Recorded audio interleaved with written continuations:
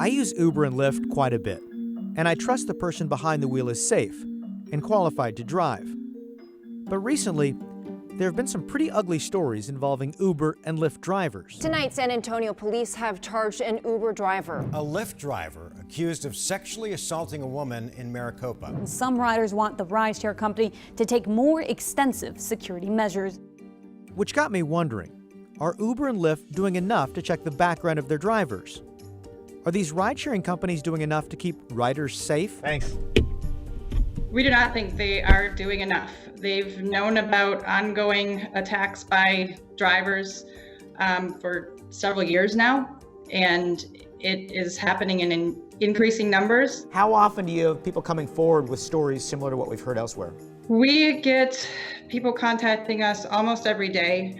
I would say we get about 5 to 10 cases per week involving both Uber and Lyft. Just about every one of our clients has said their biggest concern is making sure that this doesn't happen to someone else.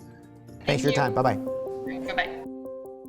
According to their websites, both Uber and Lyft require would-be drivers go through background checks designed to weed out felons, along with people with lousy driving records. But their background screenings are not foolproof. After looking through 5 years of Portland Bureau of Transportation inspection records, I found in Portland, 78 Uber drivers and 90 Lyft drivers slipped through the cracks. They should have been disqualified because of criminal or driving history, but weren't. That included 2 Lyft drivers with felony records. One was convicted of sex abuse in the 2nd degree, and the other served prison time for assault with intent to murder. Lyft admits both of these convicted felons were able to drive passengers for months until the city of Portland did its own background check and revoked their rideshare driver's permit. We are catching those people who shouldn't be driving. So why do you think you're able to catch them, but Uber and Lyft aren't? I think there are a couple of reasons, human error, potentially the process. In addition to rigorous background screening, the city of Portland does thousands of random spot checks of Uber and Lyft drivers to make sure nothing was missed. So what are the companies doing to make sure their drivers are in compliance? How do you screen the drivers? With 2 different background checks. In 2018, both Lyft and Uber announced expansion of their criminal background screening process. Both companies now do continuous criminal monitoring. Or making sure all drivers are checked. Hey, Carl. Mila, how's it going?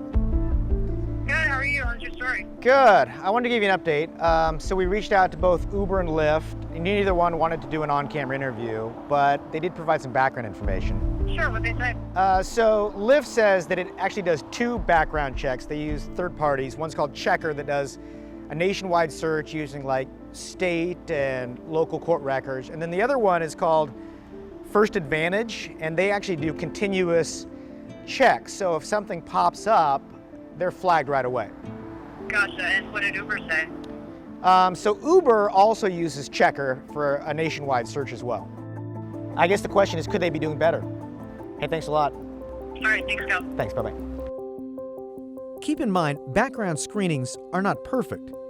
A basic search may fail to pick up someone's criminal activity or driving history because names get misspelled or local court records don't show up in an online database. A lot of people think, they watch CSI or watch those types of shows, and they, just kind of have one database and they put in somebody's name or social security number and it tells you everything about them. Unfortunately, it doesn't really work that way. Would you rely on just one search, or would you go to multiple databases? Any good background check is, we call it a belt and suspenders approach, where you have multiple searches that back up the last search.